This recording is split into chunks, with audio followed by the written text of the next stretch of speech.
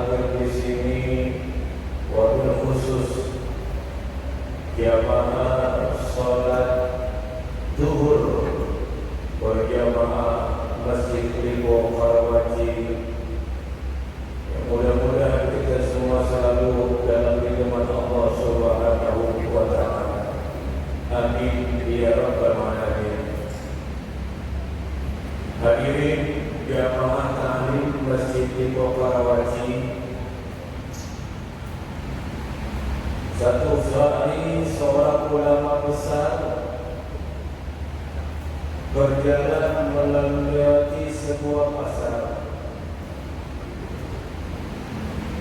Ulama ini ditanya oleh orang-orang yang ada di pasar. Ya Syekh, ya, kami ini senantiasa berdoa kepada Allah. Terus doa kami gak muluk-muluk Syekh. Lalu kenapa doa kami itu belum juga mendapatkan ijabah dari Allah? Siang dan malam kami berdoa, memohon kepada Allah agar apa-apa yang kami munajatkan kepadanya, kami berharap dikabul oleh Allah Subhanahu wa Ta'ala. Lalu kira-kira kenapa ya Syekh doa kami belum diijabah? Ulama ini tersenyum dan berkata, segala sesuatu itu mesti punya koneksi. Koneksi yang mampu mengguncang aras adalah getar hati seorang hamba tatkala dia munajat kepada Tuhannya. Maka kalau getaran itu lemah, koneksi itu lemah, kalau bahasa sekarangnya lemot, loadingnya lemot, maka nanti mau ijabah juga lambat. Ya boleh usah jauh-jauh lah.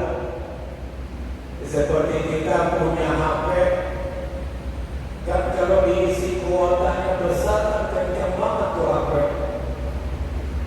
Tapi katalah dia mengalami kelemahan,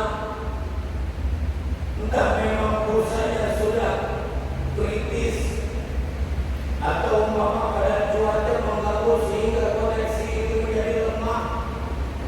Apalagi dalam situasi kondisi kita butuh banget agar ini cepat bisa menyambung. Oh, kita kan emosi. Ini ada apa ini? HP saya lemot banget.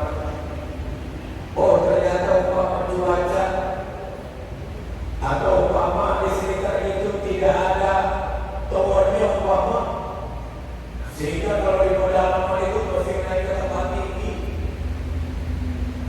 Bisa lagi biasa hal seperti itu kepada kegiatan doa kita.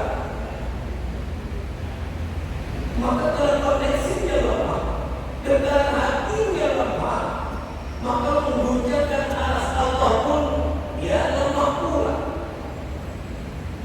Tapi kalau munajatnya dengan getaran hati yang mampu mengguncangkan aras, kalau munajatnya mampu meneteskan air mata, munajatnya mampu melihat seseorang menjadi terharu, kayaknya tidak ada alasan Allah untuk tidak mengijabah doa kita. Kalau boleh saya tamsilkan seperti seorang anak, dia minta sesuatu kepada orang tuanya, mintanya ogah-ogahan. Pak, udah beda.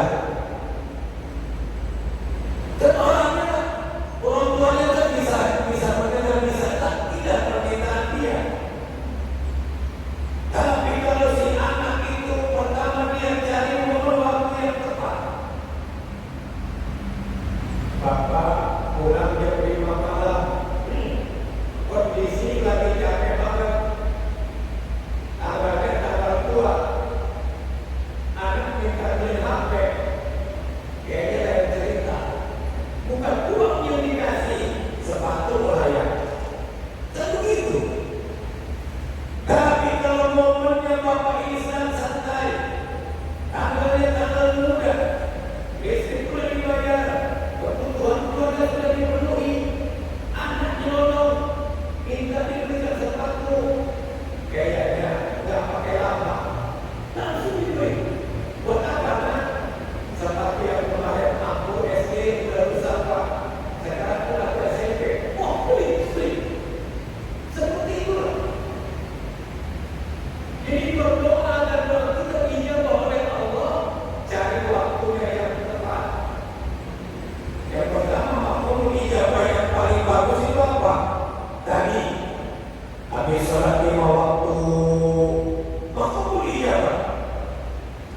Minta sama Allah apa yang kita perlu.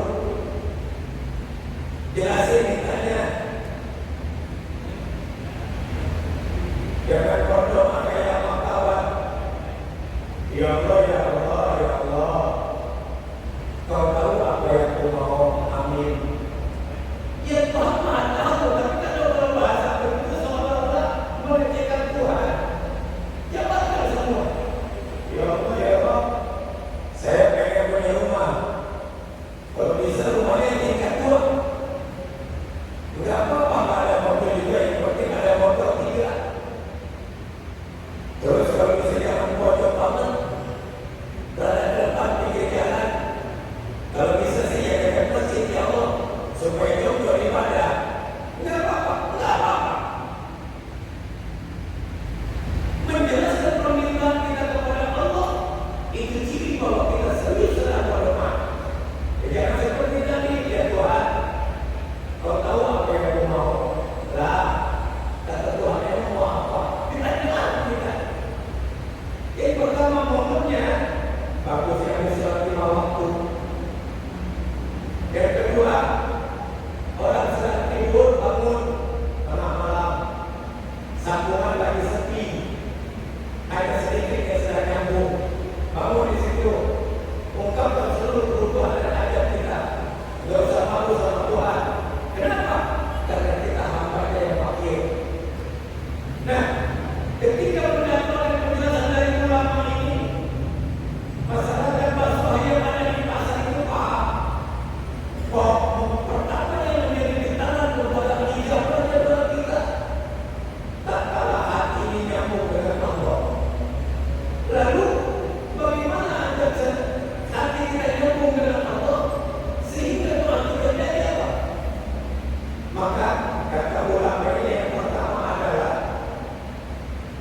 Allah Ta'ala suka Tuhan apa? Yang pertama kamu kenali Tuhanmu. Siapa Tuhan yang kamu suka? Setelah kamu kenali Tuhanmu, suka Tuhan apa? Maka tunaikan haknya. Apa hak Tuhan? Disembah. Apa kewajiban kita? Menyembah. Ada yang disembah dan ada yang menyembah.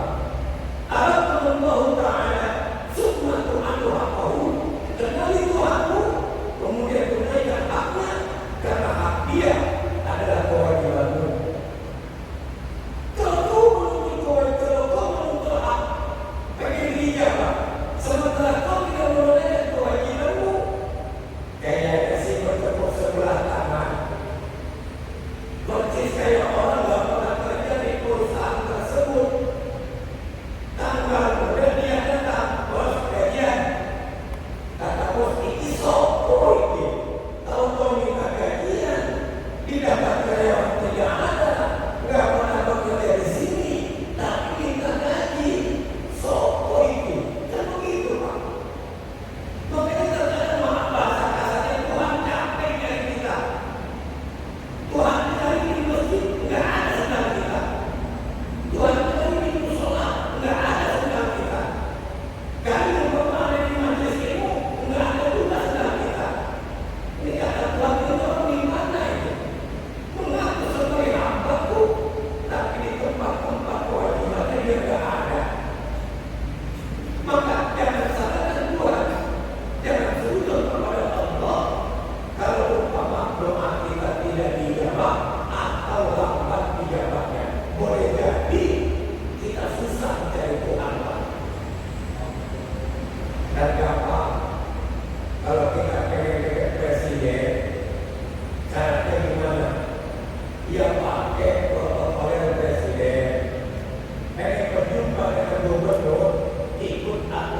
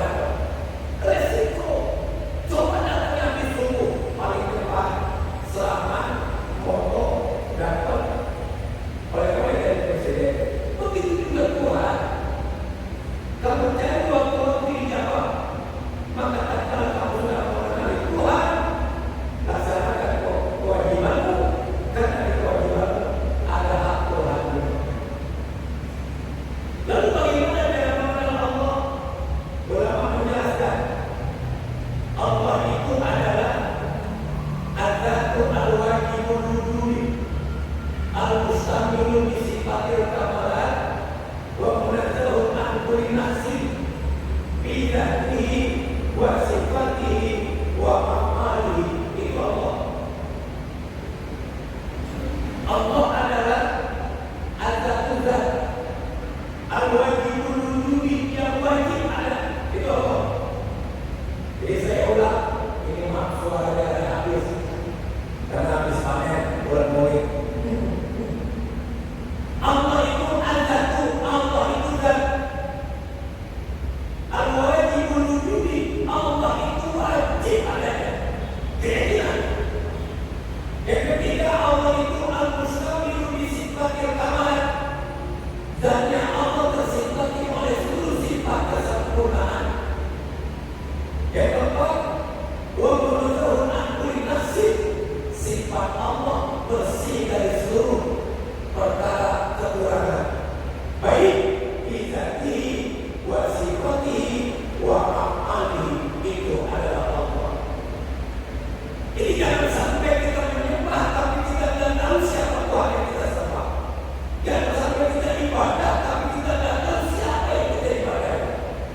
Maka melengkapi ta'rif dari ulama bahwa Allah itu adalah Zat dan yang wajib ada, dan yang wajib tersifati oleh seluruh sifat kesempurnaan, dan yang bersih dari seluruh sifat kekurangan, baik dalam zatnya, sifatnya, dan seluruh penciptaannya. Maka tak kira mengetahui definisi ini, punya pendidik orang, dia paham bahwa yang dia sembah adalah Zat yang Maha Suci, Allah Subhanahu wa Ta'ala. Tatkala sudah mengenal seperti itu, baru kita paham Allah adalah Khaliq, saya adalah makhluk. Allah adalah Mukawwim, saya adalah Aqwan. Allah adalah Rabbi, saya adalah Abdi. Allah adalah Tuhan, saya adalah hamba-Nya. Ketika terjadi koneksi seperti ini, maka di Jawa itu Pak, ada pondok pesantren itu kalau haul, santrinya itu suruh berzikir. Kalimatnya pendek, tetapi mendekat hati kita sebagai manusia. Apa kalimat yang dizikirkan sampai ribuan itu? Kalimatnya begini: Ana Abdullah, Ana Abdullah, Ana Abdullah, Ana Abdullah, Ana Abdullah, Ana Abdullah, Ana Abdullah. Begitu kalimat zikirnya. Anak saya Abdullah, itu adalah hamba Allah. Tidak waktu itu sama pesantren itu. Saya hamba Allah, saya hamba Allah, saya hamba Allah. Kok kalimatnya begitu? Karena suka ada pertanyaan dan suka ada yang ngaku-ngaku. Kalau bapaknya ditanya, Bapak, kenapa Pak Prabowo? Oh, kenal Pak. Kenal saya sama Pak Prabowo, kayaknya kenal. Sama Pak Jokowi saya juga kenal. Bukan kenal saya. Umurnya saya tahu, beliau tinggal di mana, sekarang profesinya apa saya kenal. Pak Prabowo kan presiden kita Pak. Pak Jokowi kan mantan presiden. Hafal apa? Di balik pertanyaannya, kira-kira Pak Prabowo kenal sama Anda? Kira-kira Pak Jokowi kenal sama Anda? Kayaknya sih gak kenal Pak. Anda kenal kepada beliau, beliau gak kenal kepada Anda. Seperti itu begitu Pak. Begitulah cara apa kepada Tuhan yang ada. Dia mengaku menjadikan Allah sebagai Tuhannya, tetapi perbuatannya sehari-hari dia tidak ibadah, dia tidak taat kepada Allah, seolah-olah dia tidak ingin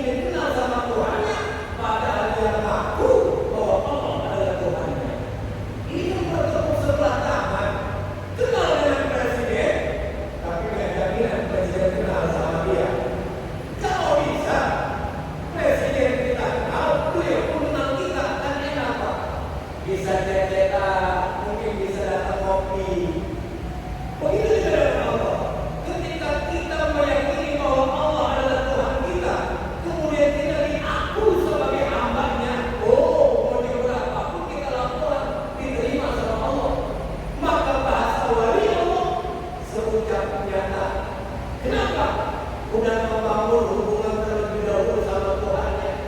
Begitu ada perlu tinggal Bismillahirrahmanirrahim, hilang, gak tau pulang. Begitu. Coba ada wali Allah bisa berjalan di atas air, ada wali Allah bisa ke Mekah dengan Bismillahirrahmanirrahim. Oh, kalimat ini pakai Nabi Ibrahim supaya kamu api dibaca. Ya nar kuni badan wa salaman. Itu mana Nabi Ibrahim yang baca, kita yang baca. Angus bukan maksudnya, tetapi dibangun hubungan dengan Allah. Siang dibangun, malam dibangun, terus begitu sudah sefrekuensi, sudah ma'rifat. Pertama dijalankan syariat, yang kedua dijalankan tarekat, yang ketiganya dijalankan ma'rifat, yang keempatnya baru dia akan menghasilkan hakikat. Syariat, tarekat, ma'rifat, hakikat. Dua sepusi, saya kasih contoh simpel. Syariat itu adalah hukum